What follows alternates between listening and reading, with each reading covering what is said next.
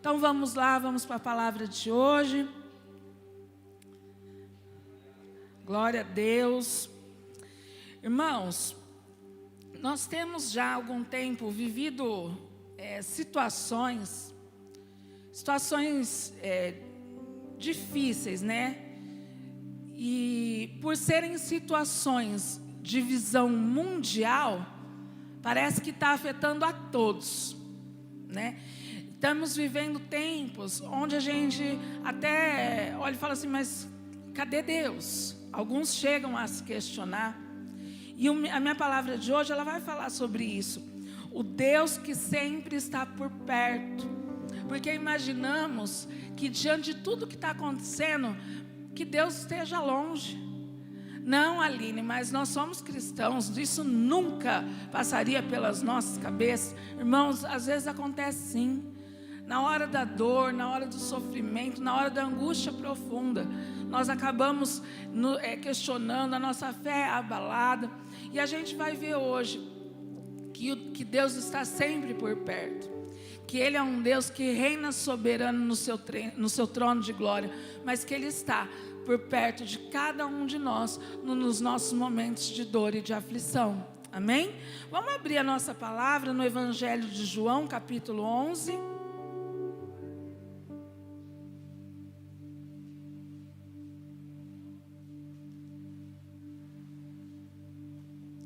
João 11, do 33 ao 36. Glória a Deus. Como é bom podermos desfrutar da palavra do Senhor, né? Como é bom, vendo tudo que tem acontecido, saber que podemos ter pelo menos, quem quer, um exemplar da Bíblia, ou a Bíblia aí baixada no seu smartphone, como o Diego falou, no seu tablet. Eu ainda sou das antigas, ainda prefiro tudo. Eu vim pensando, semana passada o Diego estava todo chique no tablet, né? Olha eu, onde que eu estou? No caderno, na Bíblia física. Ainda sou um pouco das antigas, ainda gosto assim, de pegar o papel na mão, né? Amém? Não que seja errada a outra, viu, gente? É que eu que não evoluí, eu que não fui para a modernidade, tá? Eu que fiquei aqui ainda. Amém? Então vamos lá. No versículo 33 de João 11, a palavra diz: Jesus, pois, quando a viu chorar, e também chorando os judeus que com ela vinham, moveu-se muito em espírito e perturbou-se. E disse: onde o puseste? Disseram-lhe: vem e vê. E Jesus chorou. Disseram, pois, os judeus: vede como o amava. O pano de fundo dessa história, nós estamos estudando os evangelhos, terminamos essa semana essa parte do evangelho de João 11. E o pano de fundo dessa história, para quem ainda não conhecia, acredito que a maioria conhece, é a enfermidade seguida da morte de Lázaro e um possível atraso de Jesus para chegar. Quando Jesus chega, Lázaro já estava morto. E é questionado: Senhor, se o Senhor tivesse vindo, isso não teria acontecido? Se o Senhor não tivesse demorado, se o Senhor não estivesse tão longe, e Ele nem estava tão longe assim, isso não teria acontecido. Mas a gente observa que quando Jesus chega naquele cenário de tristeza, de choro, de dor, Ele também entra nesse espírito de choro, de dor e de luto. Ele tem compaixão daquelas pessoas, tá? A gente está com a impressão de que de uns tempos para cá tudo está muito difícil e tudo junto, né? Tudo ao mesmo tempo. Desastres naturais, temos visto um seguido do outro, rumores de guerras e guerras, não só rumores. Vemos situações familiares que há algum tempo atrás não veríamos. A insurreição de pais contra filhos, né? De filhos contra pais, de formas violentas, que a gente fala assim, como é possível algo assim? estar acontecendo. E para completar tudo isso, de 1 ano e meio, quase 2 para cá, estamos vivendo uma pandemia. Um cenário que traz junto mais dor, mais luto e mais sofrimento. Eu fiquei montando essa palavra, eu me imaginei quando eu era pequenininha, 5, 6 anos, lá em São Paulo ainda, a gente ficava fazendo as contas. Eu era a mais nova das minhas amigas, 1 ano ou 2 de diferença, eu não lembro. E aí a gente ficava falando, quantos anos a gente vai ter no ano 2000? Olha, lá atrás, a gente ficava imaginando a idade que teríamos, né? Eu lembro que as meninas iam ter 17, 18, 19, eu teria 17 nos anos 2000. Mas imaginar que a gente passaria por uma situação de pandemia como a gente está, em nome de Jesus, terminando de passar, nem há 5, 3 anos atrás a gente não conseguiria imaginar. A gente não pararia para pensar assim, nossa, como seria se daqui 1 ano a gente fosse viver uma pandemia? E eu estava vendo umas perguntinhas de um canal cristão que eu sigo, e perguntaram se acontecesse daqui pouco tempo uma nova pandemia, se estaríamos preparados, porque acabamos de enfrentar uma, e a maioria das respostas foram não. Novamente não estaríamos preparados, porque não estamos, a nossa natureza não é preparada para tudo isso que estamos vivendo. E como eu falei, como são situações globais, mundiais ou dentro do nosso país, a gente se afeta, e a gente vê que está afetando a mim, afeta o meu irmão, afeta todo mundo. Mas existem também, e a gente não pode descartar, as situações individuais, que cada um de nós acaba enfrentando no nosso dia a dia. Crises em família, dificuldades financeiras, problemas com vícios, enfermidades. Cada um que está aqui nessa noite sabe a forma como chegou aqui.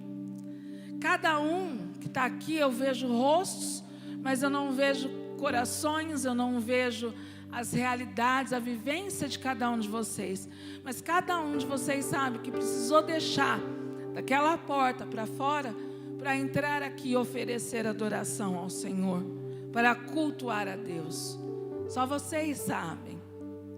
Às vezes, essas dores, essas situações chegam ao ponto, como eu falei, da gente pensar que está sozinho, da gente imaginar que o Senhor não está vendo ou se importando com o que está acontecendo. E a gente imagina isso, meus irmãos, mesmo sabendo do poder, do tamanho do amor dele por nós.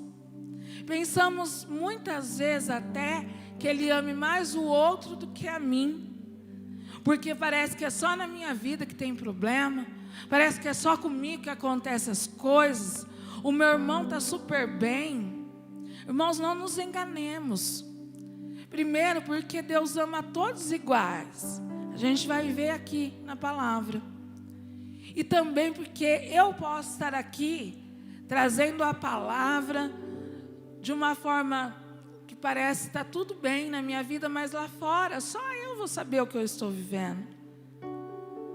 Às vezes nós deixamos os problemas de lado para fazer a obra com excelência, para trazermos nosso culto racional.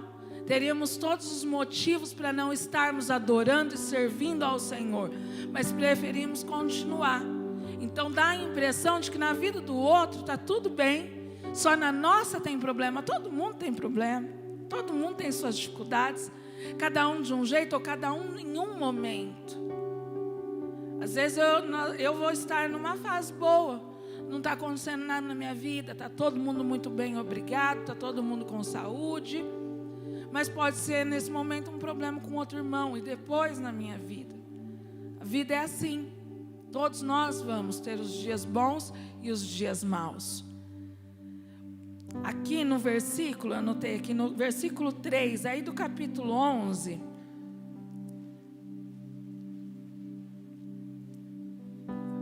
amém? Ele fala: mandaram-lhe, pois, suas irmãs dizer: Senhor, eis que está enfermo aquele que tu amas. Aí a gente vai para o versículo 5. Ora, Jesus amava a Marta, a sua irmã e a Lázaro. Isso nos mostra, chega alguém e fala: Jesus, o Lázaro, aquele que o Senhor ama, está doente. Não dá a impressão que Jesus amava só Lázaro? Então que Jesus ia correndo atendê-lo? Mas depois no versículo 5, João fala para a gente que Jesus amava Marta, Maria e Lázaro. Isso nos deixa certeza.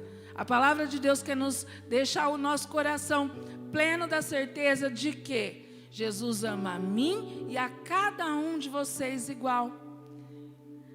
Além de um Deus poderoso e amoroso, que, como a palavra diz, faz abundantemente mais do que pensamos e pedimos, Ele é um Deus que se compadeceu e se compadece de nós. E aí eu fui procurar essa palavra, compadecer, que significa sentir compaixão. Aí eu fui para compaixão, que a gente muitas vezes abrevia o significado de compaixão em sofrer com. Compaixão com sofrer com. Mas lá no dicionário está assim: sentimento piedoso de simpatia para com a tragédia pessoal de outro, acompanhado do desejo de diminuí-la. Participação espiritual na infelicidade alheia, que suscita impulso altruísta de ternura para com o sofredor. Então, o que é compaixão? É eu ver a dor do outro e querer de alguma forma, quando eu falo impulso, é algo que fica sem o meu controle. De alguma forma eu quero correr e diminuir a dor do outro. E tirar a dor do outro. Fazer participação espiritual. Não é só com as nossas atitudes, é com as nossas orações, é um mover. Aquilo que dói no outro, dói em mim também.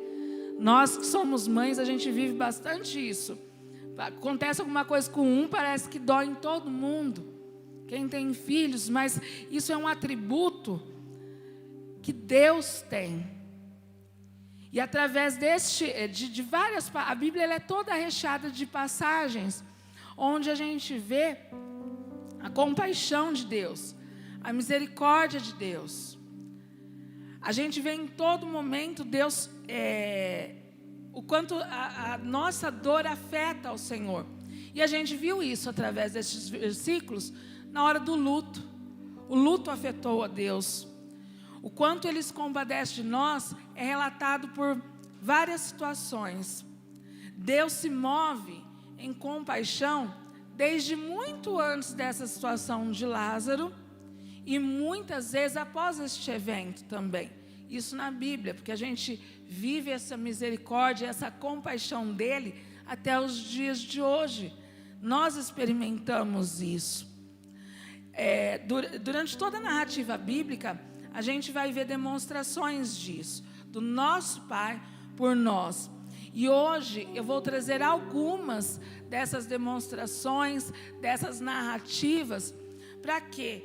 Para que a gente saia daqui hoje com essas verdades renovadas no nosso coração, amém? Para que a gente saia daqui hoje na certeza de que, independente da situação, que cada um chegou nesse culto, que cada um ligou a sua internet, que está em casa assistindo, começou este culto.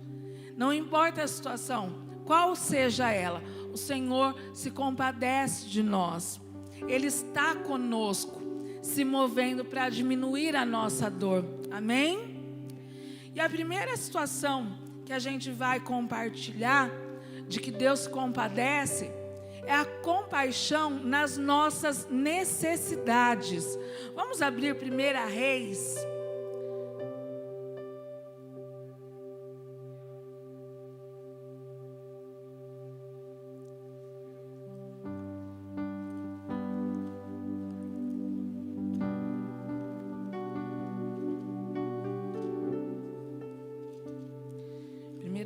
Gente, se eu falar para vocês, vocês não vão acreditar que eu anotei os versículos e não anotei o capítulo. Mas pera aí que nós já achamos. Eu acho que era o 8. Não. Pera aí, tá? Glória a Deus.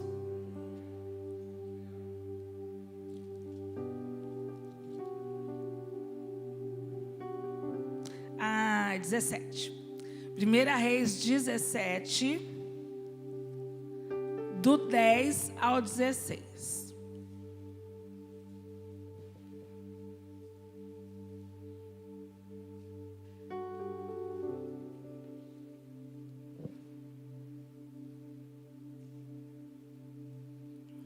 Glória a Deus. Amém. Então, ele se levantou e foi a Sarepta. E chegando à porta da cidade, eis que estava ali uma mulher, viúva, apanhando lenha. E ele a chamou e lhe disse: traze-me, peço-te, num vaso um pouco de água que beba. E indo ela a trazê-la, ele a chamou e disse: traze-me agora também um bocado de pão na tua mão. Porém ela disse: vive o Senhor teu Deus, que nem um bolo tenho, senão somente um punhado de farinha numa panela e um pouco de azeite numa botija. E vês aqui também 2 gravetos, e vou prepará-lo para mim e para o meu filho, para que comamos e morramos. E Elias lhe disse: não temas, vai, faze conforme a tua palavra. Porém, faze dele primeiro para mim um bolo pequeno, e traze-mo aqui. Depois farás para ti e para o teu filho. Porque assim diz o Senhor, Deus de Israel: a farinha da panela não se acabará, e o azeite da botija não faltará, até ao dia em que o Senhor dê chuva sobre a terra.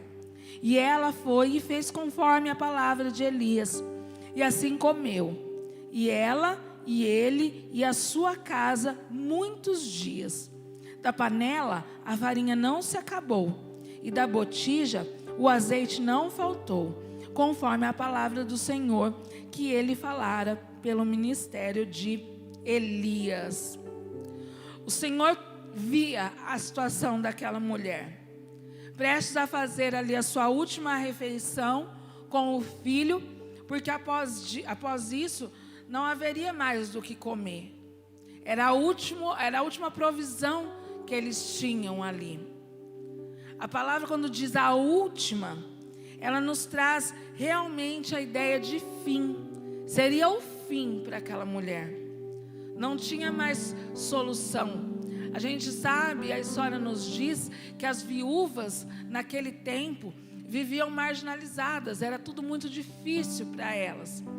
Então imagina a última provisão, você sabendo que vai morrer você e o seu filho.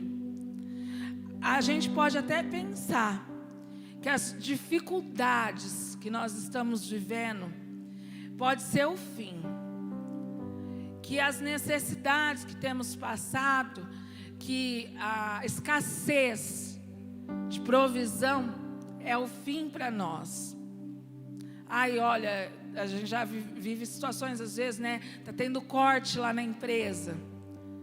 Vai ter tantas demissões. Diante novamente dessa pandemia que a gente viveu, quantas pessoas não perderam o seu trabalho e foram obrigadas a rever a forma de buscar o seu último alimento. Mas em todo tempo, como o Senhor estava compadecido dessa mulher, a sua compaixão é sobre cada um de nós, amém? A gente pode estar pensando que não tem solução para aquilo que estamos vivendo, mas quantos são os testemunhos, tanto bíblicos, tantas pessoas, fora essa mulher, essa viúva, a gente pode se lembrar de Agar, que ali indo embora com seu filho no deserto, Deus proveu. Ela achou que iam morrer, mas Deus cuidou, Deus proveu. Durante a multiplicação dos pães, eles não viam saída, por quê? Porque estavam num lugar ermo, né? Ia demorar, não tinham condições financeiras para suprir a alimentação de todo aquele povo. Mas Jesus compadece e opera um milagre, e há a multiplicação. Biblicamente, incontáveis vezes. Mas a Bíblia não está aqui só para nos contar uma história, mas sim para nos dizer que o que aconteceu aqui continua acontecendo nos nossos dias. E nos nossos dias, quantas vezes aqui nesse altar, nesse púlpito, já foi testemunhado da graça e da misericórdia e da compaixão do Senhor nas necessidades das pessoas. O provimento dele naquilo que cada um às vezes necessitava. E coisas assim inexplicáveis. É fácil você falar para mim assim: olha, Aline, eu estou precisando de 1 litro de leite para o meu filho, e eu ir até você levar. Mas foram provisões em momentos em que não se sabia que era necessário aquilo. Deus é o Deus que faz muito e que cuida de detalhes. Muitas vezes, irmãos, detalhes nem de necessidades de coisas essenciais como o alimento. Eu gosto de testemunhar certas coisas, certas situações, para que todos vejam que Deus é Deus que cuida de pequenos detalhes. E se Ele nos mostra que Ele cuida de pequenos detalhes, é para a gente saber que as necessidades não vão ficar de fora, não vamos passar. Esses dias, uma amiga me abençoou com uma coisa que eu sempre quis, e não sei por que eu não comprei. A gente trabalha, a gente tem condições de comprar coisas que a gente quer ter. Eu achava lindo. Não me vejam como uma pessoa fútil, não é isso. Eu estou testemunhando para vocês verem como Deus cuida de mínimos detalhes. Eu acho lindo o blazer. Blazer agora não é mais creme, viu, gente? É off-white. As cores mudaram, as coisas estão tudo mudando de nome. E a gente tem que se atualizar porque a gente é moderno. Eu achava lindo blazer off-white. E não sei porquê, nunca acabei comprando um blazer off-white. E eu cheguei aqui no estudo, uma amiga com uma sacolinha falou: olha, para você. E na correria do estudo, só fui abrir o embrulho quando eu cheguei na minha casa. E quando eu abro, que eu vejo, o que era? O blazer off-white. Eu fiquei extremamente emocionada. Não pela peça. É lógico, gostei, né? É muito bom ser abençoada. Mas porque nunca eu tinha comentado com ninguém que eu achava lindo, que um dia eu queria comprar. E Deus sabia. Aí você me fala, se tiver a falta de um alimento, de uma provisão na minha casa, de um mantimento, vai faltar. Se Ele cuida de coisinhas simples, um mimo para nós mulheres, né? Um cuidadinho ali, o alimento vai faltar. Não, porque Ele se compadece, Ele tem compaixão, Ele sofre conosco. Amém? Quantas pessoas a gente já não ouviu testemunhando? Guardem em seus corações os testemunhos. Porque o Senhor fala que quando a gente testemunha, a gente alimenta a fé do outro. E testemunhem também. Digam o que Deus faz na vida de vocês. Porque você pode estar acalentando um coração que esteja pensando: Deus está longe realmente. Eu vejo isso, eu falo, se Deus fez com o meu irmão, Deus faz comigo também. Porque como falou a palavra, Ele ama a todos, amém? Ele também se compadece de nós, Ele tem compaixão nas enfermidades. Vamos abrir Lucas 7.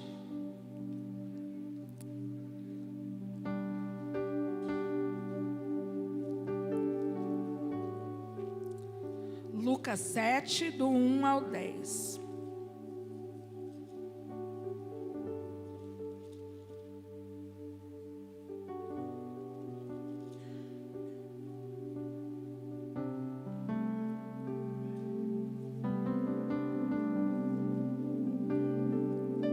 Glória a Deus.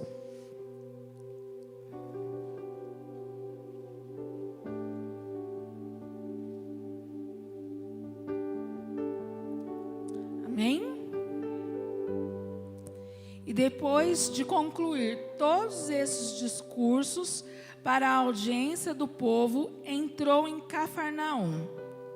E o servo de um certo centurião, o qual era muito estimado por ele, estava doente e à morte. E quando ouviu falar de Jesus, enviou-lhe uns anciãos dos judeus, rogando-lhe que viesse curar o seu servo. E chegando eles junto de Jesus, rogaram-lhe muito, dizendo: é digno de que concedas isto, porque ama a nossa nação, e ele mesmo nos edificou a sinagoga.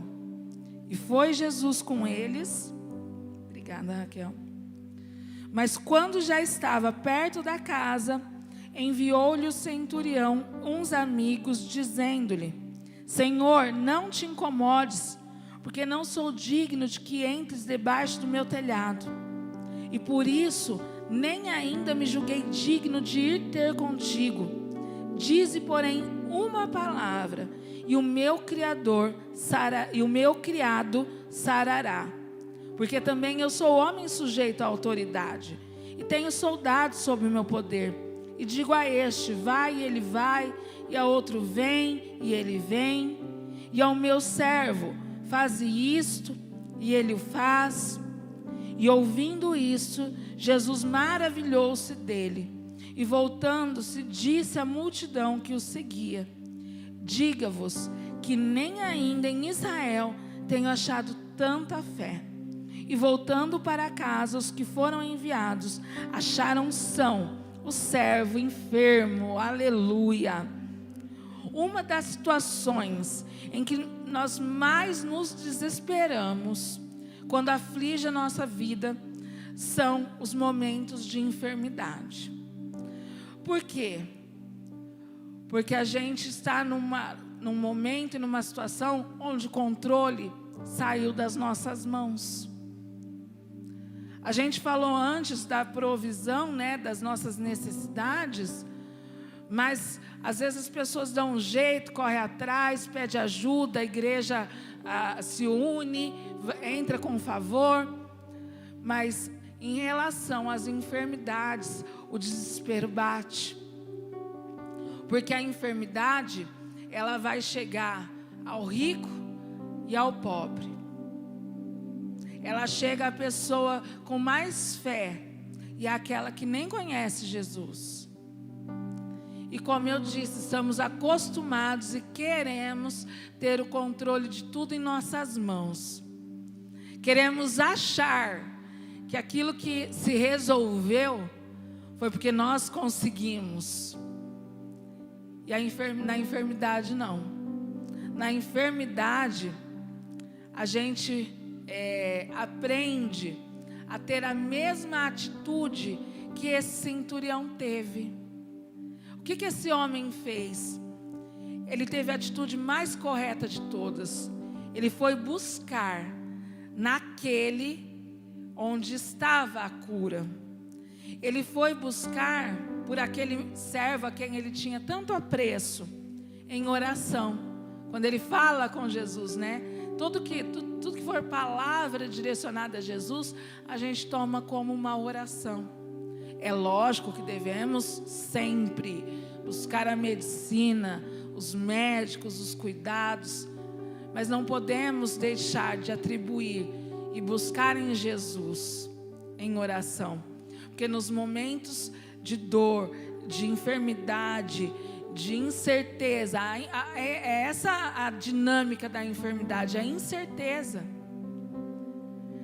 Tanto num Covid como nós estamos vendo, ninguém sabe. Esses dias eu ouvi que parece que tem um exame que fala se você vai ter uma doença tranquila, o Covid vai ser tranquilo ou não, é verdade, doutora?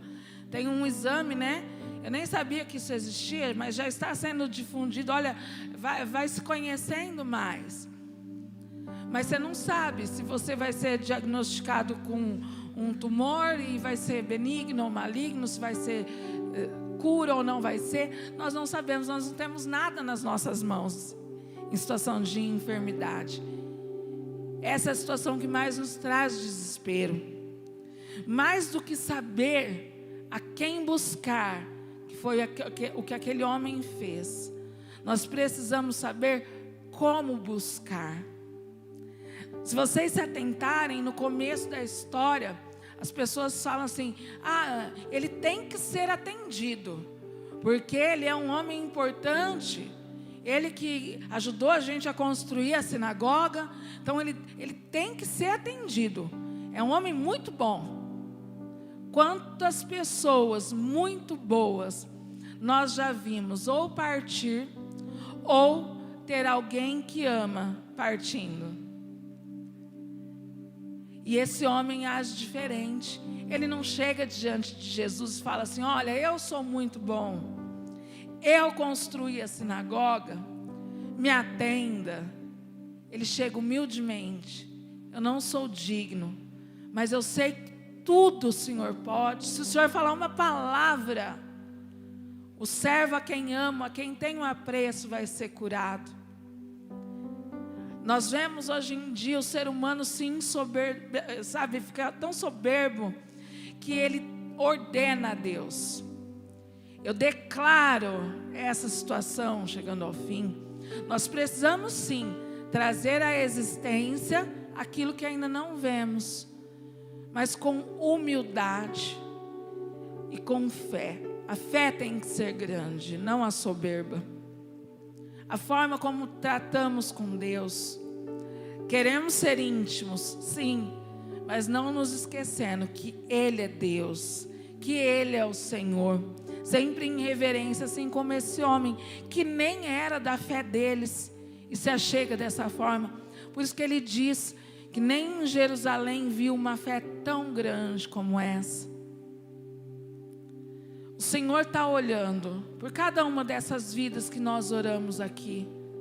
Dona Alzira, a Dona Salete, Dona Jandira, a Inês, pela enfermidade de quem está aqui, pela enfermidade do seu familiar. Deus está se compadecendo, Ele está sofrendo junto com você. Amém? Ele também tem compaixão dos que não conhecem a palavra. Vamos abrir em João 21.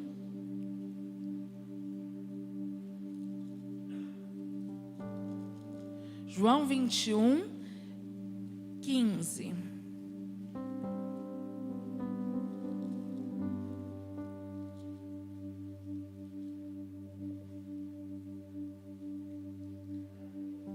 Glória a Deus.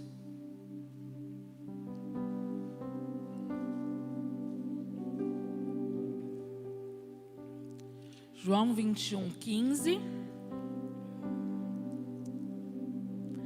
E depois de terem jantado, disse Jesus a Simão Pedro: Simão, filho de Jonas, amas-me mais do que estes? E ele respondeu: Sim, Senhor, tu sabes que te amo. Disse-lhe: apacenta os meus cordeiros. Tornou a dizer-lhe segunda vez: Simão, filho de Jonas, amas-me? Disse-lhe: Sim, Senhor, tu sabes que te amo. E disse-lhe: apacenta as minhas ovelhas. Disse-lhe terceira vez: Simão, filho de Jonas, amas-me? Simão entristeceu-se por lhe ter dito terceira vez: amas-me? E disse-lhe: Senhor, tu sabes de tudo, tu sabes que eu te amo. E Jesus disse-lhe: apacenta as minhas ovelhas. Jesus estava nesse momento, um pouco antes de subir de volta aos céus. Ele já tinha ressuscitado. Ele estava ali tendo um diálogo com Pedro, porque através disso Jesus delegava a Pedro naquele momento o início de um ministério. Através da vida de Pedro e depois dos outros apóstolos todos, seria difundido por toda a terra o Evangelho, as boas novas do Senhor. Alguns capítulos depois, lá em Atos, a gente vê que o Senhor resgata a Paulo, né? Para que Paulo também desse continuidade a esse trabalho. Paulo veio tratar com os gentios, que no caso seriam aqueles que não conheciam nada de Jesus, que não eram nem judeus. Tantos outros que durante toda a história da igreja foram sendo usados pelo Senhor, para que aqueles que não conheciam a palavra passassem a conhecer, até que essas boas novas, essa esperança chegasse até nós, na noite de hoje, nos dias de hoje.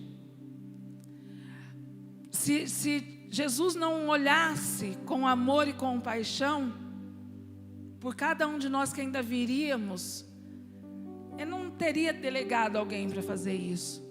E isso é repassado, né? A gente sabe que durante a história, quanto mais Roma tentava calar os cristãos, mais a palavra se difundia, porque o propósito de Deus e a compaixão dele faria com que essa palavra viva e eficaz, que nos dá esperança, que nos faz conhecer o lugar onde viveremos na eternidade, chegasse até cada um de nós. Para que a gente soubesse que a nossa vida não é só nascer, crescer e morrer, que temos algo muito maior. E para que isso chegue também, para que a compaixão e a misericórdia do Senhor, que a palavra dele chegue às pessoas que ainda não conhecem, porque ainda é muita gente que não conhece. É a hora de cada um de nós sermos esses emissários, amém? É a hora mesmo que de alguma forma, cada um de nós seja responsável por essa palavra ser levada aos confins da terra, que é onde ela deve ser levada. Não sei se só eu que olha para o Senhor e fala: Senhor, meu ministério não é as missões, não toque em mim nessa área que eu acho que não vai rolar. Mas eu posso ajudar um missionário. Eu posso orar por um missionário. Eu posso fazer missão urbana, que é o que a gente faz na Casa de Paz, naquilo que os jovens fizeram esses dias, colocando os versículos nas casas ao redor aqui da igreja. De alguma forma, cada um de nós pode cuidar e levar essa palavra a alguém, para que não pare. Chegou até nós, louvado seja a pessoa que se deixou usar, mas é toda uma cadeia, é como aquelas árvores genealógicas. Se a gente for puxando para trás, quem que levou a palavra para essa pessoa, vai chegar lá em Pedro, onde Jesus comissionou a ele. Mas não podemos achar que Jesus comissionou só a Pedro, só o pastor Marco, só os líderes de célula. Cada um de nós somos responsáveis por difundir essa palavra onde estivermos. Amém? Glória a Deus. Quarto lugar, o Senhor, Ele tem compaixão dos pecadores. Ainda aí em João, só que agora a gente vai ver o capítulo 8.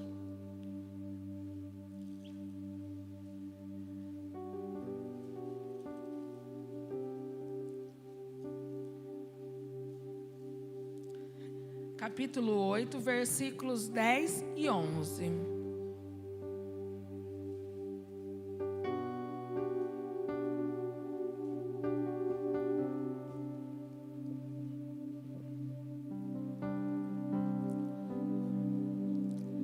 E endireitando-se Jesus, e não vendo ninguém mais do que a mulher, disse-lhe: Mulher, onde estão aqueles teus acusadores?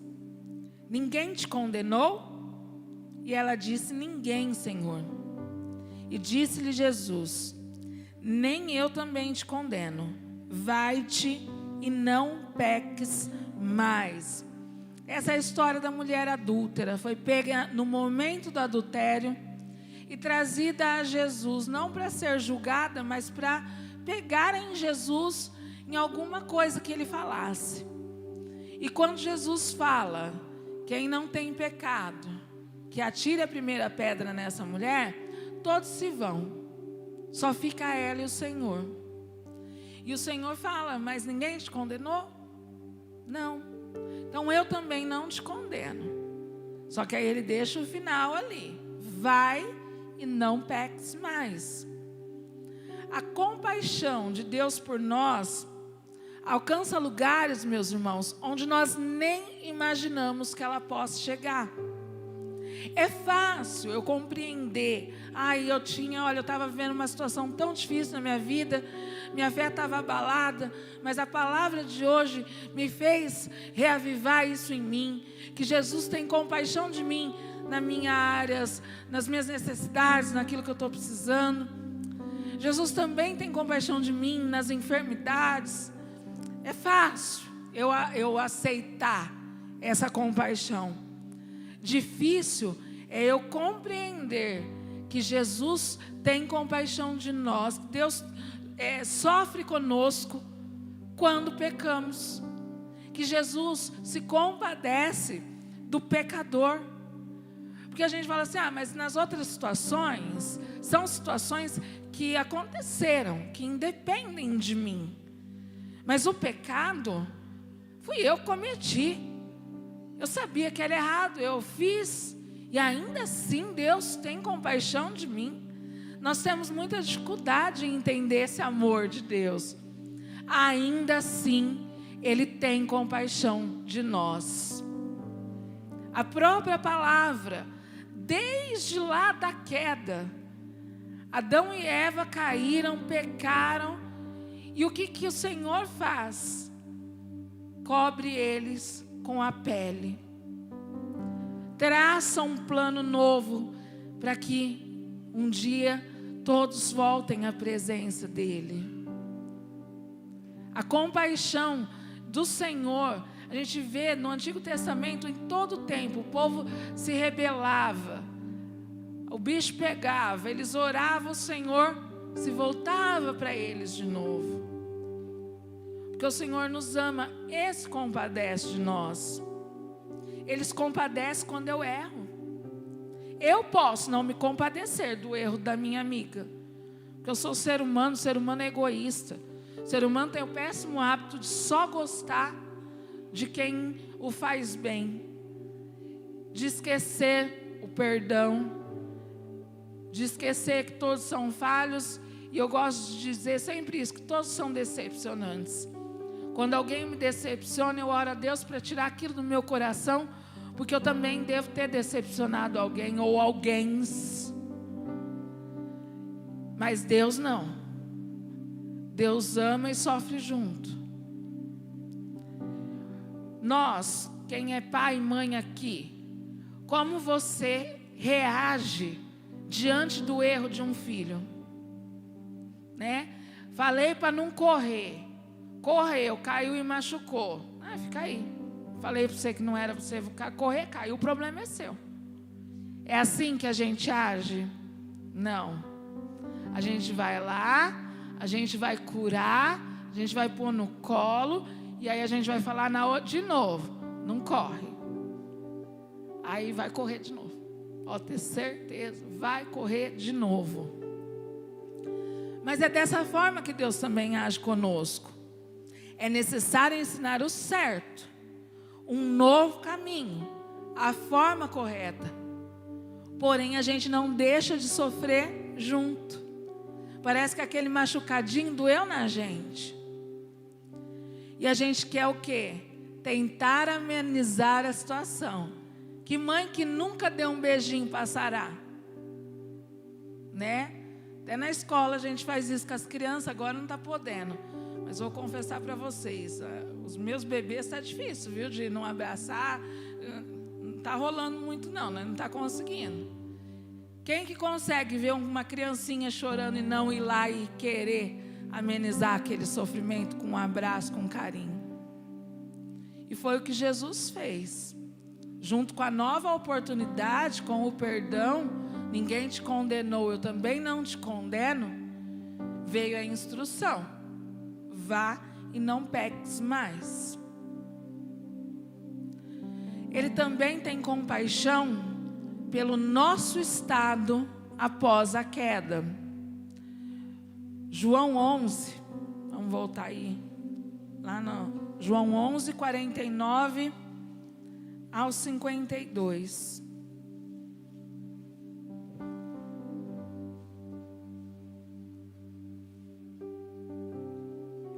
Aleluia. Amém? E Caifás, um deles, que era sumo sacerdote, naquele ano lhes disse: vós nada sabeis, nem considerais que nos convém que um morra pelo povo, e que não pereça toda a nação. Ora, ele não disse isso de si mesmo, mas sendo sumo sacerdote naquele ano, profetizou que Jesus deveria morrer pela nação. E não somente pela nação, mas também para reunir em um corpo os filhos de Deus que andavam dispersos. Seria necessário que um homem morresse para que toda uma nação não perecesse a morte eterna. E não só aquela nação, não só aquele povo, mas todos os que estavam dispersos, e que esses dispersos chegariam até cada um de nós. A queda, meus irmãos, a gente já viu, acho que isso aqui uma vez, e nos estudos, que a queda tirou o homem do seu estado original para qual foi criado. Não era para termos enfermidades, não era para termos dores, não era para termos cansaço, não era para termos fome. Éramos para termos a presença física do Senhor em todo tempo. E isso nos foi tirado com a queda. E o Senhor, em compaixão por cada um de nós, nos olha e nos dá uma nova oportunidade. Mesmo após a queda, o Pai não nos deixa no estado em que ficamos, para que nós pudéssemos novamente ser livres do jugo do pecado, para que nós pudéssemos novamente ter direito à vida eterna. A compaixão dele foi tão grande, e eu digo que é o maior ato de compaixão que ele teve por nós, que ele deixe seu trono de glória, venha a este mundo como um homem e se entrega para que nós pudéssemos sair do estado em que a queda nos deixou, meus irmãos. Por mim e por vocês, a compaixão dele foi tão grande que numa cruz ele se entrega e morre por nós, para que o estado em que o pecado deixou o ser humano. E a gente viu aqui no estudo, na quarta, alguns estudiosos acreditam que esse Jesus chorou, além da compaixão pela morte de Lázaro, foi uma compaixão por ver o que a morte e o pecado faz conosco. Doeu a esse ponto. E eu vou terminando, ou fazendo algumas observações. 2 observações em cada uma dessas situações que eu falei que o Senhor, Ele tem compaixão de nós. Em cada uma dessas situações, alguém foi instrumento da compaixão de Deus. O profeta, lá no caso da viúva, no caso das suas necessidades, o profeta foi esse instrumento. O centurião, que foi clamar, orar por aquela pessoa a quem ele amava, para que Jesus trouxesse a cura. E quantas curas nós não vimos acontecer nesse tempo, através da oração da igreja. Pedro, ele se deixa ser um instrumento do Senhor, o primeiro instrumento, para que a palavra de Deus, para que tudo que foi vivido naquele tempo do ministério do Senhor, fosse difundido por todas as nações e em todo o tempo, chegando até nós. E o próprio Jesus, é instrumento para que nós sejamos alcançados, para que nós sejamos livres do jugo do pecado e da morte eterna. Em cada situação também foi necessária, meus irmãos, uma atitude. A viúva foi alcançada pela compaixão do Senhor porque ela teve obediência. Ela tinha só uma porçãozinha que ia dar para ela e para o filho. E o que o profeta diz? Não, primeiro você vai trazer para mim. Será que se fosse conosco, a gente não ia falar assim, mas vai que eu levo primeiro para ele e não acontece nada? Eu ia demorar um pouquinho para morrer, eu vou morrer já. Se esse alimento me ajudasse a permanecer mais uns 3 dias, eu ia morrer já. Acredito que muitos pensariam assim. Mas ela foi obediente. E ela faz ali o pão, o bolinho dela, e leva primeiro para ele.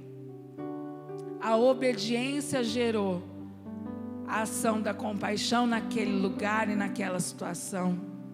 Temos tido corações obedientes, seja com atitudes, ou mesmo dentro de nós. Nós sabemos que o espírito de rebelião é muito grande, que esse mal tem atingido até mesmo dentro das igrejas. Eu obedeço, mas dentro do meu coração está ali, ó. Mas será que é assim mesmo? E há uma diferença entre você ter dúvidas e você ser rebelde. Em você querer ser o do contra. Tem até um personagem assim, não tem? O do contra nos quadrinhos.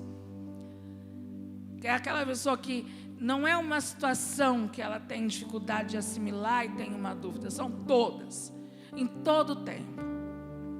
Essa mulher viveu, experimentou a provisão do Senhor, porque dentro do coração dela havia obediência. O centurião, o que determinou o milagre ali do servo, tudo que eles viram ali, a cura, porque a palavra diz que não era qualquer enfermidade, não era uma gripe, era algo sério, ele estava prestes a morrer. O que determinou foi a forma como esse centurião se chegou. Foi como eu falei para vocês, ele não chegou falando, eu quero, eu mereço, é o servo a quem eu amo. Senhor, eu prego a tua palavra. Senhor, eu não falto de um culto. Toda a célula eu estou lá, auxiliando minha líder, o meu líder. E agora vem acontecer essa doença na minha família ou comigo.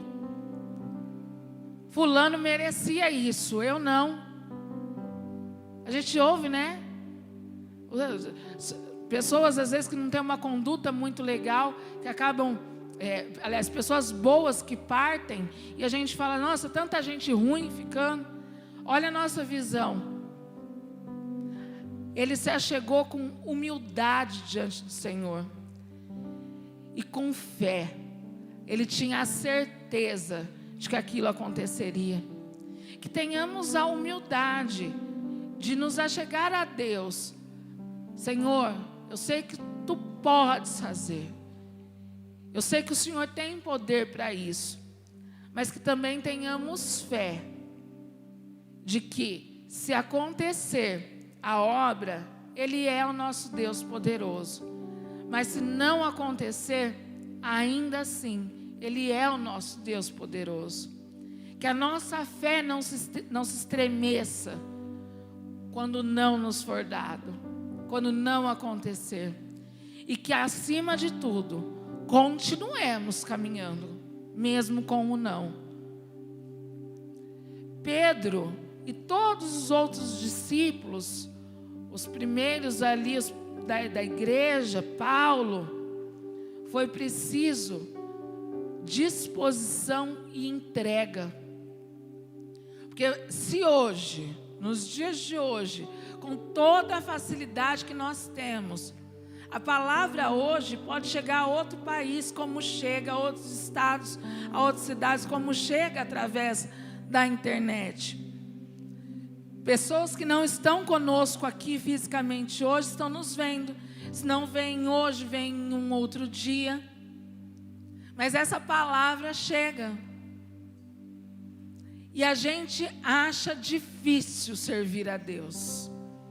A gente acha complicado estar aqui na segunda, ir para a célula na terça. Também depois a gente vai na quarta no estudo. Sábado tem os jovens, domingo culto. Nossa, mas é tanta coisa. Eles viveram para isso. Era o dia e a noite deles ali. No trabalho eles difundiam a palavra do Senhor em todo o tempo. Eles deram tudo de si. Eles se entregaram. Em Atos a gente vê que ali os primeiros, as reuniões feitas nas casas, que de tudo eles partilhavam. Não existia a minha casa, o meu carro, o meu alimento, o meu tempo. Era tudo repartido entre eles. E esses dias eu falei na célula, a gente aprendeu que no hebraico, lá no idioma deles, não existe a palavra, o verbo ter. Eles não usam esse tipo de verbo. Eles não usavam. É o verbo existir. Existe um carro para mim hoje. Por quê? Porque amanhã eu posso estar sem. É tudo do Senhor. Existe uma filha para mim hoje. Existe um trabalho. Existe uma casa para mim hoje. Porque eu não tenho nada. É tudo dele. E precisamos aprender a entregar o nosso tudo. Precisamos aprender que com Pedro, com Paulo e com todos os outros, que o tudo deles foi a vida. Que para o Evangelho alcançar a vida das pessoas dentro da nossa cidade, vamos limitar aqui a nossa cidade, nós vamos precisar entregar, estarmos dispostos a fazer a obra do Senhor. A mulher adúltera foi necessário para que a compaixão do Senhor chegasse até ela e permanecesse. E para que a compaixão do Senhor chegue a mim e a cada um de vocês, quando pecamos e quando caímos, escolher viver uma nova vida e não mais pecar. Em tudo é preciso atitudes. Não tem como eu pegar essa parte, essa história e dizer, tá vendo? Jesus perdoa, aí tá bom, vou continuar errando. Ele perdoa de novo, e aí ele perdoa de novo. Aí não foi uma queda, é uma intenção. E o meu coração e o seu coração, só o Senhor conhece. Precisamos dessa atitude. E por último, para todos nós, a quem Ele olhou e falou, não quero que continue nesse estado, quero que volte para a eternidade comigo, que fique para sempre comigo, nas ruas que são de ouro e de cristal, nesse lugar aqui onde não vai mais haver dor, morte, choro. Quando Ele olhou para cada um de nós, a atitude necessária seria aceitar a Jesus como nosso Senhor e Salvador das nossas vidas, único e suficiente Senhor e Salvador da minha e da sua vida. Uma atitude pequenininha, uma atitude simples, também é uma entrega. Eu vou abrir aqui, vocês não precisam abrir não, só quem gosta de anotar, se quiser anotar, Romanos 10, 9, a saber, se com a tua boca confessares ao Senhor e em teu coração creres que Deus o ressuscitou dentre os mortos, serás salvo. Aleluias. Não é preciso muito, não é preciso ser o melhor crente, não é preciso ser o perfeito. Caminhamos rumo à santificação. Queremos ser melhor a cada dia, mas não porque por isso eu vou ser salvo, mas porque eu fui salva e quero oferecer uma linha melhor para o meu Deus. Não porque eu vou ressuscitar com Cristo e viver nesse lugar onde a canção fala, mas porque eu estava morta nos meus pecados e ressuscitei, e ressuscitando, nova criatura somos. Precisamos desinverter isso, precisamos mudar essa visão de que eu caminho direito para ser salva. Não, já fui salva, então quero caminhar direito, quero esse Jesus como meu Senhor e Salvador, quero esse Deus como dono da minha vida, aquele que dirige os meus caminhos, aquele a quem eu quero todos os dias chegar e contar: Senhor, não foi hoje, eu errei de novo, me ajuda a ser diferente. E é esse Deus que nós servimos. E que se hoje você chegou aqui com a sensação, com a impressão, com a sua fé abalada, achando que Ele está distante e que Ele não tem visto as suas dores, saia cheio da verdade de que Ele te vê, de que Ele sofre com você e de que Ele está cuidando para que a sua dor seja diminuída, em nome de Jesus. Amém?